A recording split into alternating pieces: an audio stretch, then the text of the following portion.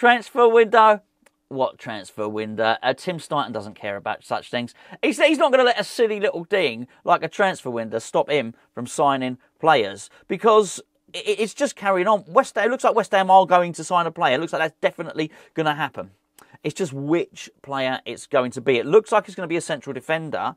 It was meant to be Joel Matip, but we'll get to that in just a bit. But it looks like it's going to be Mats Hummels, a Borussia Dortmund, or former Borussia Dortmund central defender. Let me be perfectly honest with you here. I had a different video lined up today. You may even seen it sort of pop up on your notifications or something like that, and then it sort of disappeared. The reason being, I recorded it at, 11:30 last night? Something like that. And at the point I recorded it, it was all accurate stuff. It looked like Joel Matip, former Liverpool central defender, was going to be West Ham's free signing, was going to be a transfer, and was going to, basically, he would have been ready and able to play for the Fulham game, which is 14th of September, I believe. However, it's at some point during my sleep, something changed. I woke up and I saw the news had changed, basically. And it appears that Mats Hummels is now the prime contender to be West Ham's next central defender. So I scrapped the old video because it was just old news. I thought I'd just come down here and record a different one, as up to date as it can be at this point. But this news could change. And I'll tell you what, this feels exactly like the transfer window. It doesn't feel like anything's changed. Normally at this point in proceedings, when I say this point in proceedings, you get geared up for the season. The season starts, right? And then all of a sudden you get the rug pulled out from under your feet because you get the international break at the worst possible time. I don't want the international break. You don't want the international break. Maybe the players do. I'm sure that those representing their country don't mind. But I don't know. Even though we lost against Man City, we were just getting into... it felt progress had been made. So I was looking forward to the next game. Anyway, normally at this point in the year, myself and Gio say to you guys, give us some ideas. We got 2 weeks to fill. We got no content. We got nothing to talk about. We do tier lists. We do silly little things. We go back and we assess the transfers that have been done. I tell you what, there's no need for that at the moment because West Ham are still trying to recruit players. Now, yesterday's video was basically about Matip, because Matip apparently was in London yesterday and held talks, advanced talks, not just talks, advanced talks. They're different. Normal talks, advanced talks, very, very different. So I think what the case was that West Ham ended up being a little bit concerned about his injury record. Now, here's where it becomes a little bit of a grey area. Surely if West Ham were concerned about his injury record, they wouldn't have had the talks in the first place. So I am wondering if he had a little cheeky old medical. Now, just in case you don't know, Joel Matip was obviously at Liverpool. He had they could have activated a year's extension to his contract. They decided not to do so because he had a cruciate knee ligament injury. Now, apparently he's recovered from that injury, but there still would have been a risk. And I think certainly for West Ham, letting a player go in Kurt Zouma, who had a knee injury, and then signing somebody else on a free transfer who's got a knee injury, might not have been the best thing in the world. Obviously, Zuma's 29, Matip is 33. But I think the point on that is Zouma did want to go. Zouma was more than happy to leave West Ham anyway. But Zouma wants to play first-team football. And do you know what? I've got a lot of respect for that, really. I think there's certainly far too many people these days who are happy to hang around and just pick up their wages. Zouma wanted, once he knew the writing was on the wall, he wasn't going to get into that West Ham first team under Lopetegui. He said, that's it, I'm off, I'm going to go. And I'll still maintain, I'll never be able to prove it. I think if Moyes had stayed here, Zouma would have at least seen out his contract this season. Anyway, so for whatever reason, I'd say the talks broke down, but maybe West Ham turned their attentions from Matip to Mats Hummels. Now, Hummels, 35-year-old defender. So it's a bit Dad's Army stuff. And I can totally understand why people are saying, hold on a second, why did we let Zouma go? Well, Zouma wanted to go. Even if we'd have wanted... Zouma wasn't happy to be fourth-choice centre-back at West Ham. But I can understand why people are saying, hold on, well, Ogbonna's gone. Why are we getting this other guy in? I mean, he is a class defender. Let's be fair, Mats Hummels. But if we can get him, absolutely brilliant. Clearly, he's known to Tim Steidten. Clearly, he's known to the Hulk rug as well. So it appears that he is now the choice. He is now the chosen one to come in, and whether that will happen, I don't know.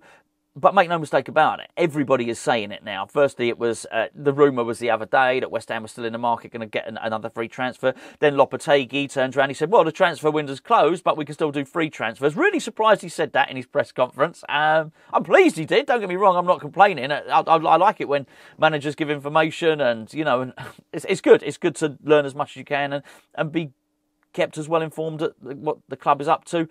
It's really, really good. And then a couple of days ago, the club basically admitted it. You know, when asked, you know, top sources, all that sort of stuff, they turned around and they said, yes, that's it. It is true. We are looking at free transfers. So I think you've got to go back to this conversation that we heard at the start of the window, which is Tim Steidten and obviously Julian Lopetegui, where Lopetegui said, I want 2 players for every position. I don't think we're quite there. But we've almost got there, and I think that's brilliant. Look, every single player might not be the one that everybody wanted, but by and large, he probably does have 2 players for every position at a stretch. I think there's a drop off on some of them. I think obviously when you know, some of them are far less quality. You haven't got 2 players of equal quality for every position, but we're not going to. We're West Ham, for goodness sake. That's never going to happen. I understand the criticism of the Dad's Army thing as well.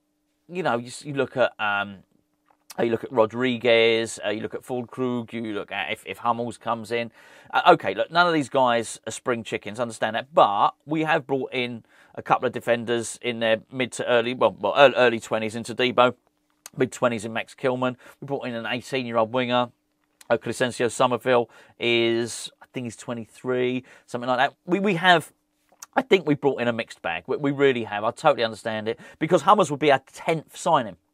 I would totally understand it if all 10 signings have been 30 plus. Yeah, absolutely. But it's not really been the case, has it? So I think, you know, sort of, you know, well done West Ham on this. It's incredible to think of the business that actually we've done. What's Soler? Soler 27? Something like that. I mean, we've not actually bought him, have we? I thought his interviews were quite telling, actually. Soler very much indicated, I don't know if you've listened to the interviews or read any of the stuff, very much indicated he wants to stay longer than his initial loan deal. So clearly those conversations have been had as well. Oh, one other thing, probably not worth uploading as a video itself, is John Duran. It does appear that West Ham did try and make a move for John Duran on transfer deadline day, but it was predicated upon Danny Ings going, which obviously never happened. But I do think it was quite telling that right up until the last day of the transfer window, we were still trying to get in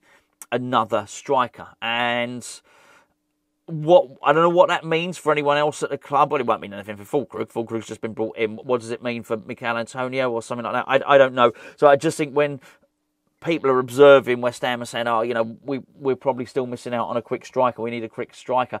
I think, reading between the lines, I think the club would probably agree with that sentiment as well, and they're looking to do something. So as much as it looks like, well, we've brought in 9 players so far, looks like it might be a 10th. Ridiculously, I'm not entirely sure our business will be dead for January. So I guess this is what happens when you have a director of football, right?